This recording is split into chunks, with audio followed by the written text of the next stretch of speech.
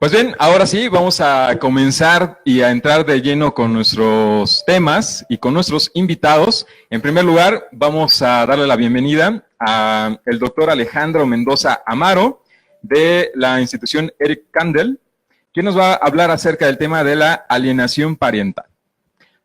Doctor, muchísimas gracias, bienvenido. Muchas gracias. Toma asiento, por favor. Pues un gusto estar aquí en tu programa, César Mendoza, ¿no? Compartimos el apellido. Bueno, la alienación parental es un término reciente. William Bernet lo ha impulsado en las últimas 2 décadas y fue el investigador líder que logró que la Organización Mundial de la Salud por fin lo reconociera dentro de la Clasificación Internacional de las Enfermedades en su edición 11ª, que acaba de salir a la luz hace un par de meses y que en el tercer mes de 2019 será votada por la Asamblea de Naciones Unidas. Va a ser hasta el 2022 que se va a implementar en todo el mundo esta clasificación 11, la CIE 11, y pues bueno, gracias a William Bernet fue que se logró, a un equipo internacional que tiene de investigadores, que se logró incluirla, porque su primera descripción fue en 1985 por otro psiquiatra norteamericano, Richard Gardner. ¿Qué es la alienación parental? Pues es cuando una pareja viviendo juntos o ya separados o divorciados utiliza a los hijos para dañar a su excónyuge o a su expareja, volteárselos en su contra, hablar mal de la otra pareja, hasta que el niño toma partido y empieza a rechazar y a descalificar a su otro padre. Esto en esencia es la alienación parental. Ya los estudios actualmente señalan que las prevalencias varían entre un 12%, 14% de la población de quienes son padres en el último año lo experimentan. Un alejamiento de los hijos.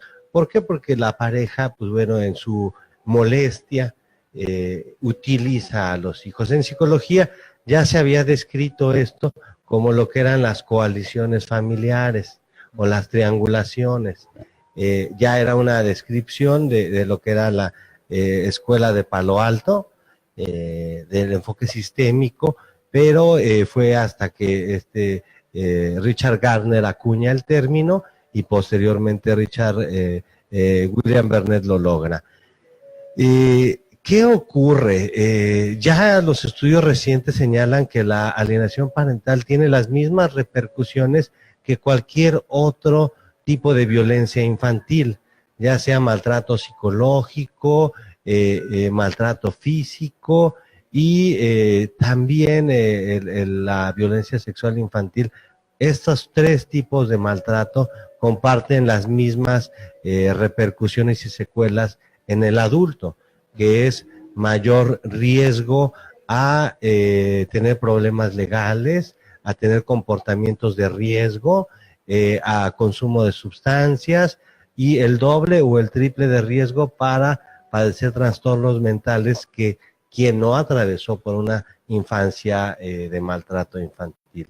Y la alienación parental, los estudios recientes señalan que tiene esas mismas repercusiones. Entonces, la evidencia acumulada señala que sí es igual de perjudicial que cualquier otro tipo de violencia. ¿Qué ocurre en la mente de estas personas? Pues bueno, de estos pequeños, de los hijos, pues se genera un pensamiento polarizado. Es decir, alguien va a ser completamente bueno y alguien va a ser completamente malo. Entonces, asume que el papá que se hace víctima, el papá que sufre, con el que convive, que se muestra vulnerable en una especie de victimización, de chantaje y de que además con mensajes constantes de descalificación, reales o no, Oiga, ¿y es más común que se den alguno de los dos padres, en la mamá, en la papá, o en la mamá del papá, o es indistinto? En los estudios epidemiológicos, el último realizado por Harman en el 2016 señalan que la diferencia no es muy grande, de un 40 a un 60%. Es decir, los padres varones también alienan en Estados Unidos. En México lo que se ha visto es que ya cada vez son más los padres que utilizan, varones, esta estrategia para quitar la custodia compartida o quitarle la custodia a la mamá. Entonces, se da casi completamente en escenarios legales donde la psicología los puede estudiar, porque cuando se dan en el ámbito privado, cuando no hay ninguna clase de mediación, pues no es, es difícil acceder a esta clase de situaciones familiares. Entonces, en México sí, definitivamente, cada vez son más las denuncias que aparecen calumniosas por parte de padres varones para tener una ventaja sobre el proceso judicial, tratar de sorprender a las autoridades legales, y en ese camino tan largo y tortuoso que son los juicios, sí, de por sí, ¿no? Que duran años, 3, 4, 5 años, en ese camino, en los primeros meses, aprovechar con estas estrategias. Y lo que se dan cuenta o no se dan cuenta es que finalmente dañan a los niños. Los niños crecen con un pensamiento polarizado de que la gente es o buena o mala, no encuentran una escala de grises en este devenir, y sus relaciones futuras se van a dar de la misma naturaleza, con compañeros de trabajo, con sus relaciones familiares las pocas que les quedan, porque se hace una tajada en la familia, es decir, se conserva únicamente los lazos familiares del padre, que conserva la custodia y aliena, y toda la familia del otro padre queda excluida, primos, tíos, abuelos. Entonces, hay autores que lo señalan como padrectomía. Uh-huh. En ese sentido, perdón, sí. Me imagino que debe ser muy complicado, ¿no? O muy difícil para un papá, porque dentro de esta misma situación legal que ya están llevando, ¿no? Uh-huh. El conflicto, la situación de conflicto, que detrás hay tal vez mucho enojo con la pareja, ¿no? O con la expareja. Entonces, puede ser realmente complicado, ¿no? Como que detenerse un poco a poner un alto, a lo mejor este tipo de conductas, pero digamos, si ya estamos inmersos en esa dinámica, ¿cuáles podrían ser las recomendaciones como para que esto pudiera sobrellevarse? Bueno, lo que ahorita los juzgados tratan de implementar es la mediación. La mediación, es decir, es poner un freno de momento a todo el aparato jurídico de la demanda y llevar con profesionistas calificados que no son jueces, sino pueden ser psicólogos, trabajadores sociales o algunos abogados entrenados en mediación, sin los abogados litigantes, que a veces son los que más polarizan los juicios, sin los abogados litigantes, tratar de que resuelvan sus conflictos, sus diferencias y lleguen a acuerdos prácticos la pareja que se está divorciando. Entonces, la mediación es el primer camino. Hay asociaciones como la Asociación Mexicana de Padres de Familias Separados, que tiene buena representatividad en todo el país, tiene su sitio de internet y su página de Facebook, donde pueden checar la primera información, y ellos también en estados donde los poderes judiciales no tienen la estrategia de la mediación, los padres que se asocian a esta asociación civil, a esta organización no gubernamental, el primer paso es la mediación. Es decir, ellos facilitan una agenda de abogados que tienen, y antes de llegar a contestar la demanda y que se vuelva una bola de nieve interminable, van a la mediación. Hablan con el juez, con el abogado de la contraparte, pero sin la espada desenvainada. Los abogados que trabajan para esta asociación, AMPFS son sus siglas, van a la mediación, lo primero. Si no se logra la mediación, pues bueno, hay estados de la República como Michoacán que sí el Código Familiar lo tiene tipificado y también lo tiene sancionado, es decir, al padre que se le demuestre que está ejerciendo alienación parental es causal para perder la custodia del menor. La Ciudad de México se derogó el concepto, pero dentro de lo que es la ley de violencia intrafamiliar, ahí continúan los conceptos, porque finalmente es violencia intrafamiliar hacia los menores de edad. Entonces, en México alrededor del 60% de los estados ya lo tienen tipificado. Aquí en Michoacán. En Michoacán sí tenemos esta figura. Y Michoacán ha tenido algunos esfuerzos notables y serios para actualizarse. Mucho ha sido el poder el legislativo en trabajo conjunto con el Instituto de la Judicatura. Otra buena parte ha sido el trabajo de la sociedad civil para acercarse al Poder Judicial. Hubo un congreso internacional hace 4 años donde fueron 30 ponentes, 10 internacionales, 10 nacionales y 10 del Estado. Y finalmente, cuando no hay marcha atrás, el juez se va a auxiliar de un psicólogo perito experto para determinar si hay o no alienación parental. Entonces, es un tema extremadamente complicado. Lo triste de ello es que hay también estudios que señalan que tiene un mecanismo de transmisión transgeneracional.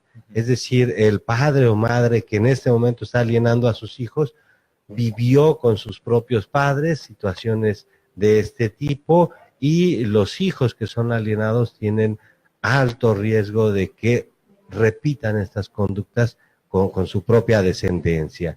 Esto que ocurre pues es que nos acostumbramos como sociedad y en el seno de la familia se naturaliza la violencia de descalificar al otro. Sí. Es decir, estamos en una oficina, estamos con los compañeros de trabajo y el ausente es del que se va a hablar mal, ¿no? Entonces, este tipo de dinámicas que a veces se nos hace chuscas, en realidad tienen de fondo aprendizajes familiares que no nada más se practican en el círculo laboral, en el círculo de amistades, sino que se practican al seno de la familia, y lo que se ha visto es que ocurre antes de la separación y el divorcio. A eso se le han denominado actualmente como conductas alienantes. Es decir, uno de los cónyuges tiene este patrón de relacionarse y lo empieza a establecer pues porque así lo aprendió él con sus hijos de forma sistemática, hasta que los polariza y ya cuando se da la ruptura pues los utiliza.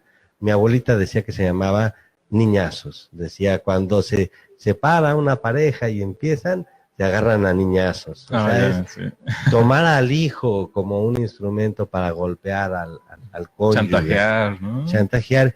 Y por ejemplo, desde los griegos ya se señalaba, ¿no? En el mito de Jasón y los argonautas, cómo Medea manda a sus hijos para que envenenan a la futura esposa de Jasón a través de un manto mágico y de esa manera los responsabilicen de la muerte de la princesa, de la prometida de su expareja y los maten a sus propios hijos. De hecho, aquí en Morelia tenemos el gusto de que el doctor Mario Orozco también toca el tema en algunas de sus publicaciones y él tiene el símil del síndrome de Medea y la alienación parental con la leyenda de La Llorona. Es decir, también es una mujer despechada por un peninsular que mata a sus hijos en venganza. Entonces, la alienación parental es una especie de muerte simbólica. O sea, yo simbólicamente hago que se olviden de ti y que solamente cuando se acuerden de ti sea para humillarte y maltratarte, ¿no? Entonces, te destierro emocionalmente pero no nos damos cuenta que estamos violentando los derechos del menor. Es un tema también de derechos humanos de los niños y de los adolescentes, el derecho a convivir con toda su familia, un derecho que se violenta, y dos, la violencia misma, que es el acto de la alienación parental.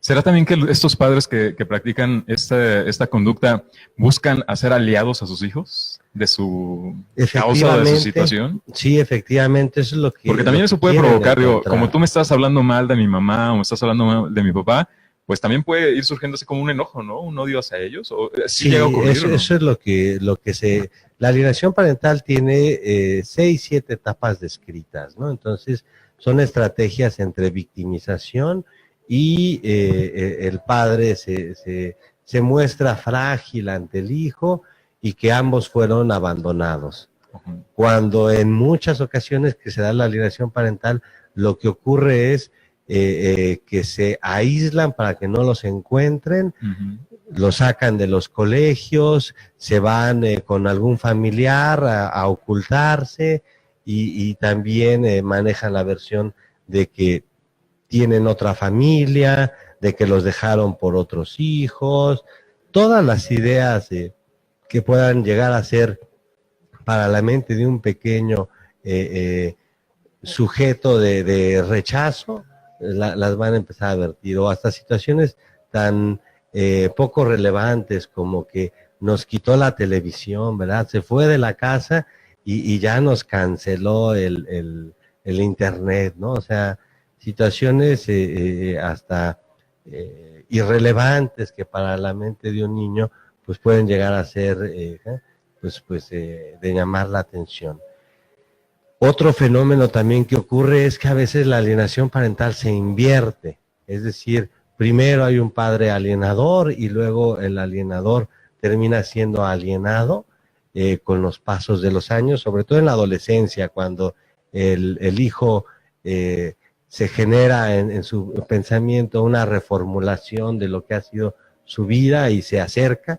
En esas ocasiones lo que ocurre es una alienación pero invertida, ¿no? Es decir, el alienador se convierte en alienado y el alienado en alienador, lo que sería como las relaciones sádico-masoquistas, ¿no? O sea, en estas parejas en ocasiones inicia uno y finalmente al paso de los años se invierten los roles. Entonces, también lamentablemente esto ocurre en la alienación parental, en el rol de los padres. Y el hijo termina siendo un heraldo de odio, es decir, un portador de la voz del odio del otro cónyuge contra del papá.